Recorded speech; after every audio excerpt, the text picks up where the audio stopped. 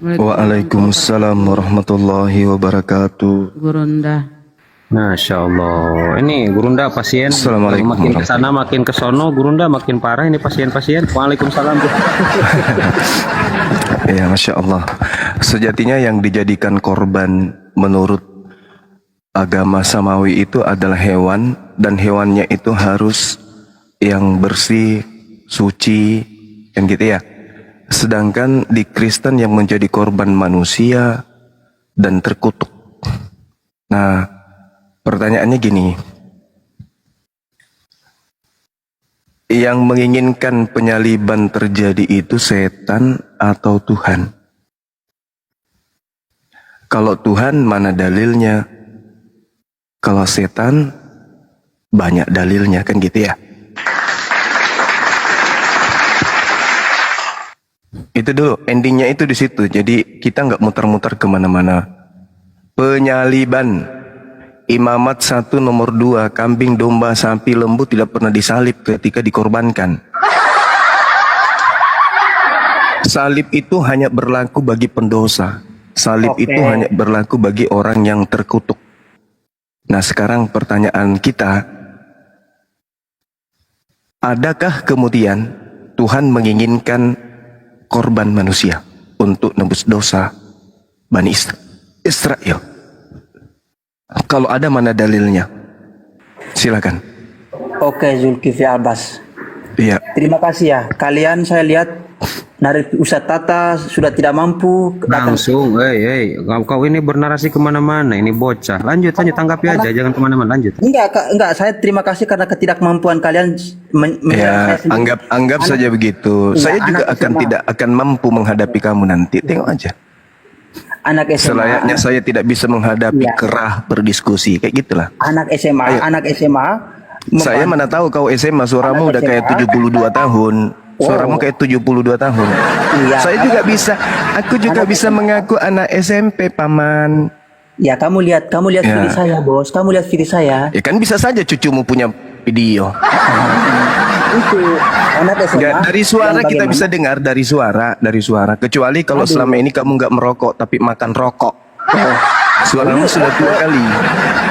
Kakek, suaramu sudah umur 70-an, suaramu. Ini yang saya Nah, lihat sekarang dari kembali ke tema. Kakek, kembali ke tema kita kembali ke tema ya. Kita bahas apakah pembunuhan terhadap manusia terkutuk di atas pohon itu kehendak Tuhan atau kehendak setan? Jawab. Oke, kamu dengar saya bernarasi dulu, terserah saya nanti saya kan?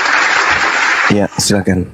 Oke, terima kasih dari Pak Ustadz karena ini muter-muter nggak jelas datang Zuma. Silakan. Oke, datang Zuma ini belum. Silakan kakek yang sudah tua ngaku muda, silakan.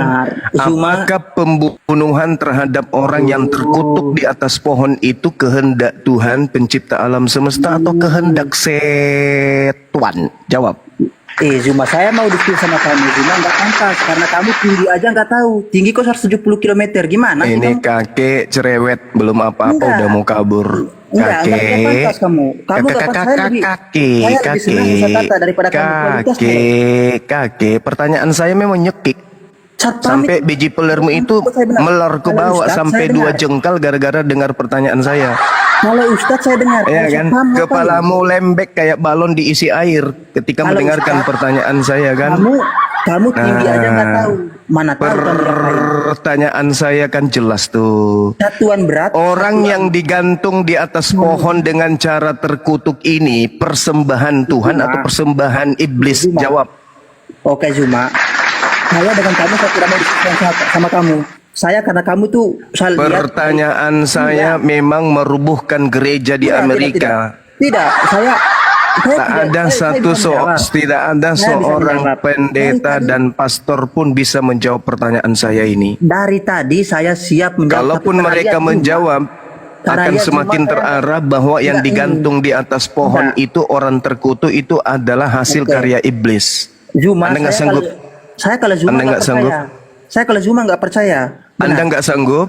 Enggak, Silakan. kalau suruh orang lain yang Suruh bertanya, saya siap. cucu-cucumu naik ke sini hadapi Bang Zuma. Kalau suruh orang lain yang tanya saya siap. Kalau Zuma saya nggak percaya karena tinggi aja nggak tahu. Tinggi aja 170 Silahkan, Berat silahkan, 79 silahkan Anda menangis. Pertanyaan Enggak. saya sudah lontarkan. Kalau yang lain tanya saja. Pertanyaan saya sudah saya lontarkan. Penyaliban terhadap orang terkutuk di atas pohon itu Kalau yang lain karya Tuhan atau karya iblis? kalau Itu aja. Zuma yang tanya seorang satpam yang tidak Bentar, Bes, kau gak ada otak ini aja. Bang Ohan, silakan Bang Ohan. Buka mic-nya Bang, silakan Bang. Dijawab tuh pertanyaan dari Gurunda, silakan Bang Ohan. Ini kakek silakan dulu cabut rumput, istirahat dulu ya, Iya. kakek. Ya kakek istirahat dulu, nongkrong di sini aja dulu kakek ya. Lebih baik saya turun, lebih baik saya Kakek turun. di sini aja dulu, kakek Ya. di sini aja dulu. Di sini kakek duduk. Nanti kalau ada Zuma kakek saya punya tidak cucu kakek ada pendeta atau pastor, suruh ke sini hadapi Bang Zuma. Jangan kakek, kasihan kakek udah tua. Silakan Bang Ohan, silakan Bang Ohan, silakan Bang. Siapa? Saya ya. Silakan Saya Bang. tadi nyimak diskusi dari awal dengan Ustadz Yahya ya. Baik sih sebenarnya ada proses komunikasi untuk saya pelajari juga cara pandang saudara Muslim ya tentang Allah. Ini saya awalnya tertarik untuk apa? Untuk mendengarkan. Sebagai saya tidak perlu belajar di perguruan tinggi tentang ilmu Islam itu, tetapi saya bisa belajar dari teman-teman Islam dalam konteks pengetahuan ya. Tetapi lambat laun ke arah sini saya saya sudah berubah. Jadi nanti dialog-dialog semacam itu saya senang karena saya juga suka dengan hal-hal yang akademis karena memang backgroundnya seperti itu. Tapi kalau sudah ke sana saya turun dulu ya. Kebetulan di Jogja ini kami ada hajatan. Karena kami Muslim dan Kristen atau Katolik, di sini saya Katolik, baik-baik aja. Jadi saya juga sedang diajak untuk jalan ada hajatan ini. Saya turun dulu ya. Terima kasih banyak. Lanjut. Ada hajat. Ya, ada hajatan kan nih. Beginilah kami di sini ya. Baik, saya turun dulu ya. Terima kasih banyak. Nanti ke diskusi yang lain yang seperti tadi bisa diundang siapa tadi ini Abuya. Bisa Enggak, diundang. gini Pak Ohan, Saya sebelum tertarik Anda masuk. turun, undang dulu pendeta atau pastor ke sini atau Saya pendeta. nggak kesana lah. Nah, mereka kalau pastor kita nggak mau berdebat karena itu tidak bisa berpikir secara mendalam. Kalau perdebatan itu yang muncul nanti bisa salah gitu ya. Mereka tidak mau turun dalam perdebatan. Di antara kita Kristen aja diundang untuk apa? Untuk berdebat di media sosial, para pastor nggak pernah mau itu. Karena itu tidak pasti nanti di luar hal-hal yang berpikir secara lurus murni gitulah ya. Jadi bisa keliru kita dalam menyampaikan sesuatu secara verbal kita pada perdebatan di media sosial seperti ini. Iya, Mereka memang hanya nanti takutnya Pak Ohan takutnya jemaatnya pada kabur ya Pak Ohan ya. Ya udah kalau mau turun aja nggak apa-apa. Kalau mau turun. Ya seperti itu. Iman itu berbeda. Tapi terserah lah apa yang kalian katakan. Jadi saya mau berjalan dulu ya. Terima kasih banyak. Ya, terima kasih banyak Abuya. Tapi bisa diundang pada saat-saat momen yang tadi untuk saya pelajari ya. Oke, terima kasih. Saya jalan dulu. Selamat siang.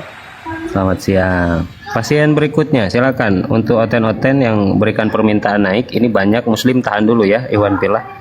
2 slot untuk teman-teman Kristen. Masya Allah, Barakallah Gurunda, terima kasih. Bang Vivi, bro, buka mute-nya bro. Selamat siang bro. Oh, selamat siang. Gimana bro, siang ini santai gak kita diskusi? Kalau lagi sibuk turun aja. Ya gua turun dulu ya. Agak Lagi sibuk? iya. Mau gereja. Jam 11. Gurunda, ke gereja Gurunda, ngapain ya Gurunda? Jam 11 gua gereja. Sebelum ke gereja ada waktulah setengah jam biar ada pencerahan dan nanti biar Anda bisa bertanya kepada Pak Pendeta. Jadi jangan iman buta bro, Anda masih muda, harus kritis bro ya. Boleh deh sampai jam 10. Oke, lanjut. Apa yang mau ditanggapi dari narasi barusan Gurunda, atau mau ngangkat satu tema? Silahkan Bro Ya Vivi. nggak ada. Apa yang mau kita bahas? Silahkan. Yang paling Bro Pipi kuasai lah di dalam kekristenan gitu. Silahkan, tema apa? Silahkan. Apa ya? Ya terserah aja kan, gue nggak pernah nolak Bang Buya. Oke, berarti sesuai dengan tadi ya di awal tentang penyaliban. Anda paham tentang konsep penyaliban? Oh paham. Oke, silakan mungkin bernarasi dulu Bro Vivi, nanti ditanggapi sama Gurunda Zuma. Silakan. Oh oke. Jadi apa ya? Saya katakan Kristen, Katolik, atau bisa disebut juga pengikut Kristus, itu enak. Enaknya kenapa? Sudah pasti masuk surga. Apa buktinya? Penebusan dosa oleh Yesus Kristus. Kenapa Yesus Kristus harus mati di kayu salib? Karena ada tertulis, upah dosa ialah maut. Sama seperti dulu di perjanjian lama, bagaimana anak laki-laki bangsa Israel diselamatkan Tuhan dengan cara apa namanya tuh? Lupa lagi gua. Oh ya, mengoleskan darah binatang di depan pintu. Nah, di perjanjian baru, darah Yesus yang menyelamatkan umat manusia. Pertanyaannya, banyak sekali narasi dari teman-teman yang mengatakan bahwa itu kan Yesus mati karena iblis yang buat. Oh tidak. Buktinya apa? Ada. Coba teman-teman buka Alkitab. Di perjanjian baru, ya, Herodes itu ingin membunuh bayi Yesus. Tapi apakah terjadi kematian bayi Yesus? Tidak. Pertanyaannya, siapa yang menggerakkan hati Herodes untuk membunuh bayi Yesus? Iblis. Tapi nggak kejadian. Karena apa? Karena Tuhan tidak menginginkan itu. Sehingga lahirlah Yesus Kristus, juru selamat umat manusia. Gitu Bang Buya. Lanjut Bang. Siap Bro Vivi. Singkat padat ngawur. Silakan Gurunda, fadhal Gurunda. Ya, saya mengutip satu data di kitabnya Yahudi yang dijadikan aksesoris oleh Kristen supaya dianggap agamanya itu berasal dari Tuhan. Di dalam Amsal 17 nomor 18, orang yang tidak berakal alias bodoh adalah dia yang membuat kesepakatan yang menjadi penanggung dosanya adalah sesamanya manusia. Itu dulu. Saya ulang di Amsal 17:18, orang yang bodoh adalah dia yang membuat persetujuan yang menjadi penanggung bagi sesamanya. Jadi dia merasa dosanya ditanggung oleh sesamanya manusia. Itu adalah orang bodoh, bahlul bin tulul.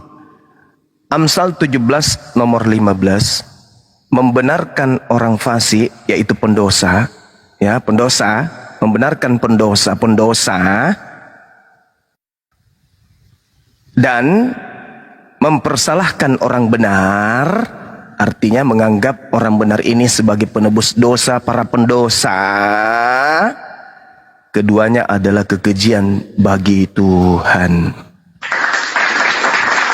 Yesus orang benar, Karisteng orang pendosa. Membenarkan Karisteng dengan membunuh Yesus orang benar itu adalah kekejian. Makanya disebut orang yang bodoh, bahlul, adalah orang yang menganggap dosanya ditanggung oleh sesamanya manusia. Itu manusia stupid, in bahlul, in tulul, in kampret, in jangkrik. Ada semua, Mi. Ya, itu kitabnya orang Yahudi yang menerangkan hikmat yang datang kemudian kepada Salomo. Saya ulang ya.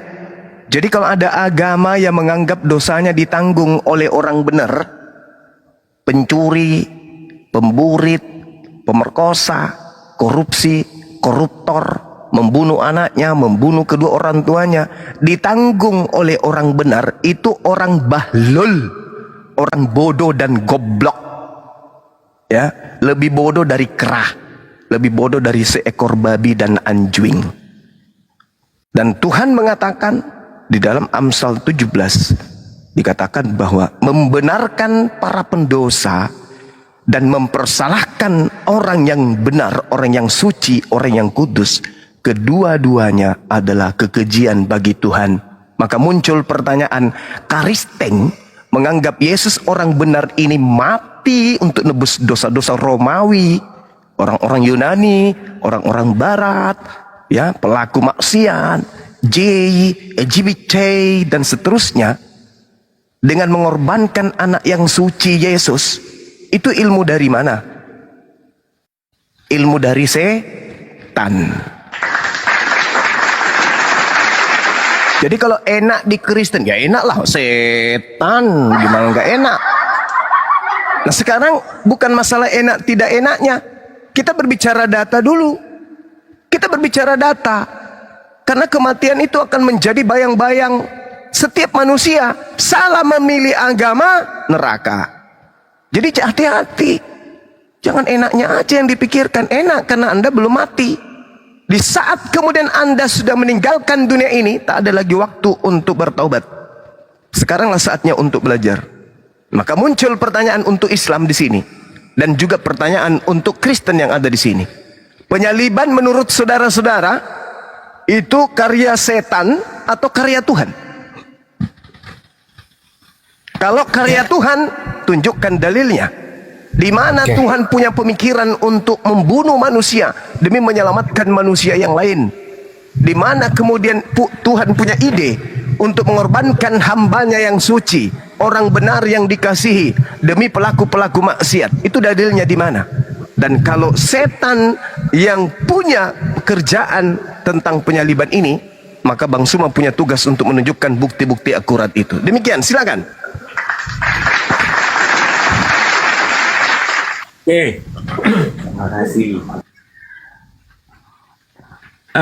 Gini, Bang Zuma, ya, pertanyaannya bagus banget tuh. Kalau memang orang Kristen dosanya sudah ditebus, terus boleh dong orang Kristen berbuat dosa gitu kan? Bukan itu pertanyaannya. Oke, gimana? Kalau itu jawabannya ada di 1 Yohanes 2 nomor 1. Anak-anakku jangan berdosa, tapi kalau berdosa ada Yesus sebagai pendamai. Nggak usah ke situ. Pertanyaannya, salib ini karya iblis atau karya Tuhan? Oke, itu karya Tuhan. Dalil. Yohanes 3 ayat 18. Bagus, silakan dibunyikan. Saya bacain ya. Ini Ya. ayat andalan saya nih Bang Zuma. Jangan-jangan 16. 18. Ya, silakan. Oke. Barang siapa percaya kepadanya, ia tidak akan dihukum. Hubungannya dengan salib? Gimana? Hubungannya dengan salib? Sebentar Bang. Barang siapa tidak percaya, ia telah berada di bawah hukuman. Sebab ia tidak percaya dalam anak tunggal Allah. Oke Bang, pertanyaannya apa hubungan sama salib? Kami percaya Yesus disalib. Ya, kan yang mau dipercaya Yesusnya.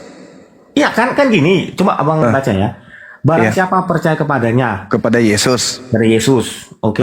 Artinya kita percaya Yesus disalib. Siapa yang ngajarin Yesus disalib? Ini makanya saya tanya, salib itu karya Tuhan atau karya iblis? Oke. Ayat Mana? 17-nya Bang. Silakan. Sebab Allah mengutus anaknya ke dalam dunia Untuk disalib. Untuk menyelamatkan oleh dia. Nah, caranya? Bagaimana cara menyelamatkannya dengan kematian? Karena upah Dalilnya? dosa ialah maut. Dalilnya? Upah dosa ialah maut. Itu dari Paulus itu.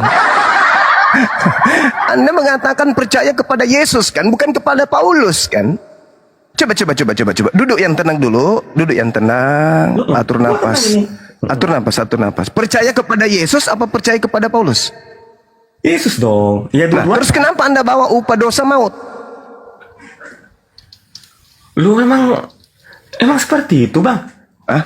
Yang kita Yang kamu bawa itu kan Roma 6 kan? Itu Oke. surat-surat Paulus. Yang saya tanya, penyaliban terlalu jauh Anda risteng. Yang saya tanya, penyaliban ini karya Tuhan atau karya setan? Anda bawa Yohanes 3, apa hubungannya? Ayo. Sedikit Anda tenangkan diri, biar kita belajar, biar kebenaran itu masuk dalam hati saudara. Silakan. Oke. Penyaliban Bang itu Zuma. karya setan atau karya iblis? Silakan. Ya karya Tuhan. Gini, Nah, Bang. dalil. Sebentar. Sebentar. Katakan upah dosa ialah maut. Jangan bawa itu, Bang. Itu surat Paulus, Bang. Jangan dibawa itu, jangan dibawa. Karena kita lihat Jangan dibawa surat Paulus dulu karena acuan kita tentang penyaliban ini karya setan atau karya iblis atau karya Tuhan. Kalau Anda membawa surat-surat Paulus, maka jelas itu sudah karya iblis berarti. Karena Anda tidak kuasa, tidak mampu menunjukkan bahwa itu adalah karya Tuhan. Kalau karya Tuhan, saudara, berarti berbicara mengenai firman Tuhan yang datang kepada nabi-nabi di tengah-tengah Bani Israel, termasuk Yesus. Ada nggak penyaliban yang menjadi karya Tuhan? Dalil, kita butuh dalil. Kalau Paulus itu, Bung, Paulus itu nulis surat nanti tahun 50-an, 52, tahun 52 Masehi baru dia nulis surat. Surat yang dituliskan itu untuk orang-orang non-Yahudi atau orang Yahudi yang sudah tinggal di bangsa asing. Nah, saya minta ini tentang penyalibannya. Yang ngerti tentang penyaliban itu adalah Tuhan dan pelaku Bani Israel, bukan Karisteng. Maka saya tanya, penyaliban yang terjadi itu karya Tuhan atau karya iblis? Sederhana bukan? Bukan menghujat, bukan menista, merangsang kita untuk belajar. Silakan.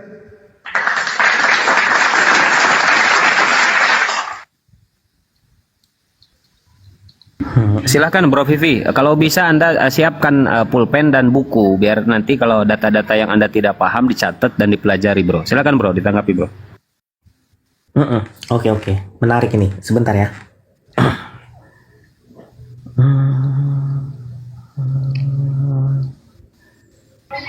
Aduh, macet ini, macet. Pak Kebetulan, selamat siang.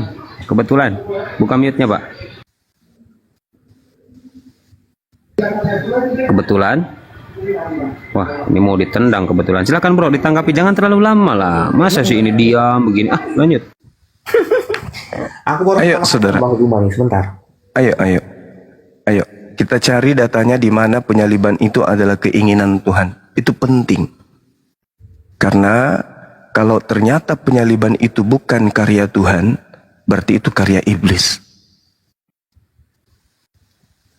Kalau itu karya iblis, betapa berhasilnya iblis 2000 tahun menghancurkan akal sehat anak keturunan Adam.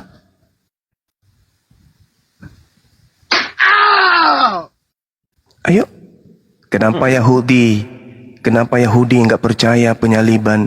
Kenapa Yahudi tidak menggantikan keimanan mereka menjadi seorang Kristiani? Ada apa ini sebenarnya?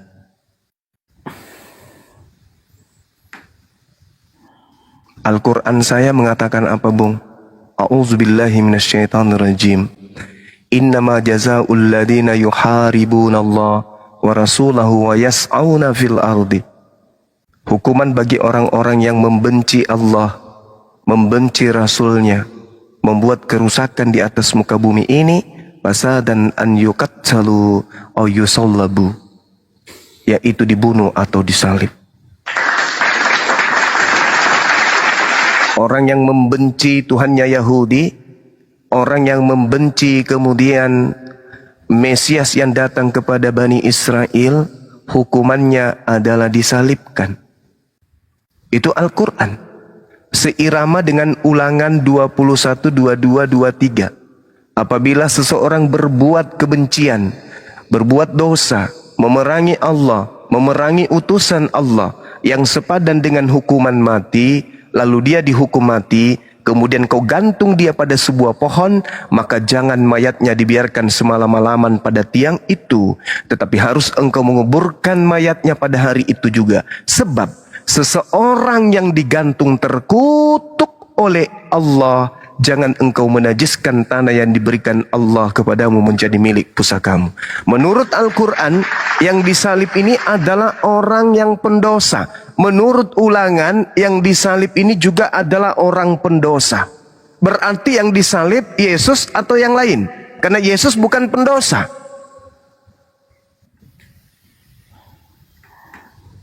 Yesus bukan pendosa. Kalau ada orang Kristen yang mampu menunjukkan dosa Yesus, silakan. Tapi saya yakinkan Anda tidak akan mampu menunjukkan itu. Dengan demikian, berdasarkan Kisah Para Rasul 4:30, Yesus adalah hamba yang suci, maka bukan Yesus yang disalibkan. Oke. Silakan. Jawab Bang Zuma boleh? Silakan. Bentar, raja ini tidak kondusif nih. Oten, cobalah dibiasakan ngomongnya gantian. Jadi raja, kamu baru naik. Kalau kamu tidak kondusif, saya tendang ya. Mute dulu raja, biar Pipi dulu. Sebentar, silakan Pipi. Iya, Bang Raja, saya sampai jam 10 mau gereja jam 10-an. Jadi gini Bang Zuma, Silakan. apakah penyalipan karya Tuhan gitu ya, bukan karya iblis, sesuai dengan Lukas 9 ayat 22? Dan Lukas itu siapa punya merek? Tuhan. maksudnya? Lukas itu ditulis belakangan setelah penyaliban.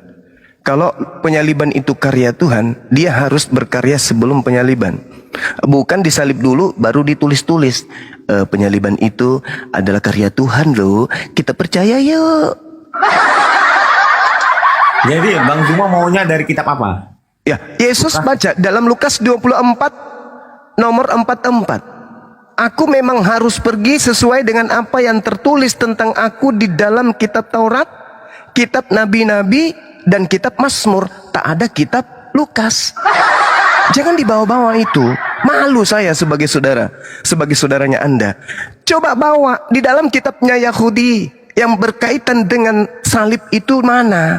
Apakah salib itu karya Tuhan atau karya setan? Kalau kita bertanya kepada orang Kristen, wahai saudaraku Kristen, ya paman, penyaliban itu karya Tuhan atau karya setan? Karya Tuhan dong.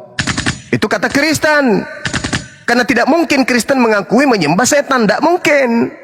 Tapi Kristen yang cerdas, Kristen yang mau selamat, Kristen yang peduli dengan kebenaran, Kristen yang menggunakan akal sehat akan bertanya-tanya, loh iya ya, apakah Tuhan yang menginginkan penyaliban itu?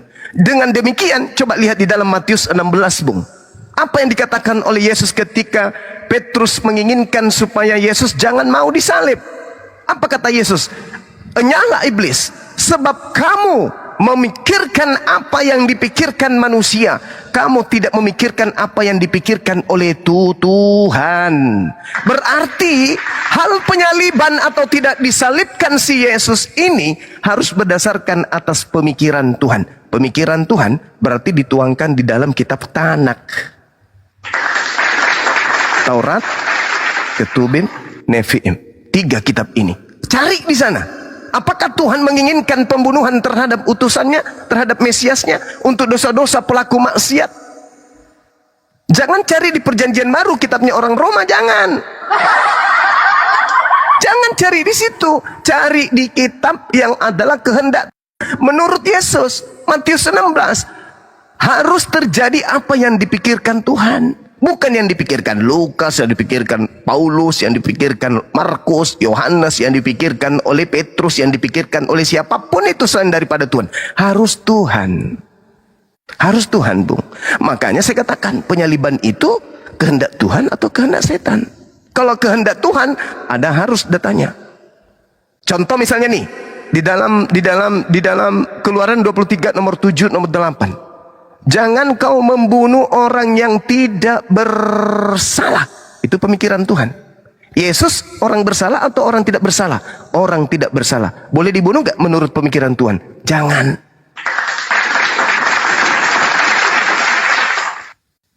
Amsal 6 nomor 16. 6 perkara yang dibenci oleh Tuhan.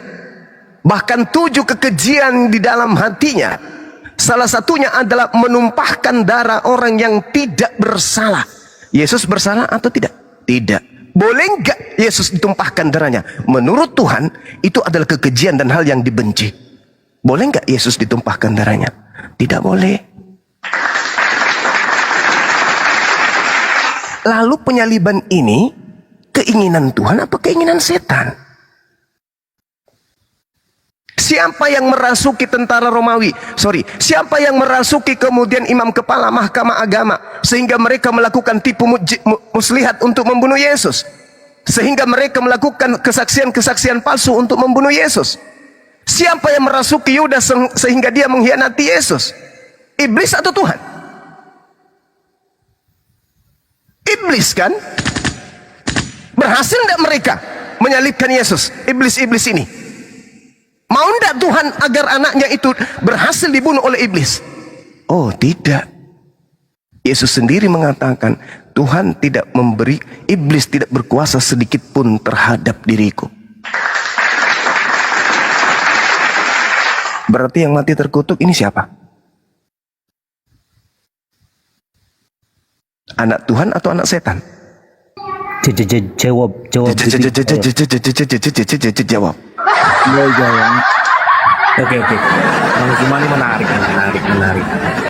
menarik. Ya, kalau Anda gunakan akal pasti menarik. Silakan.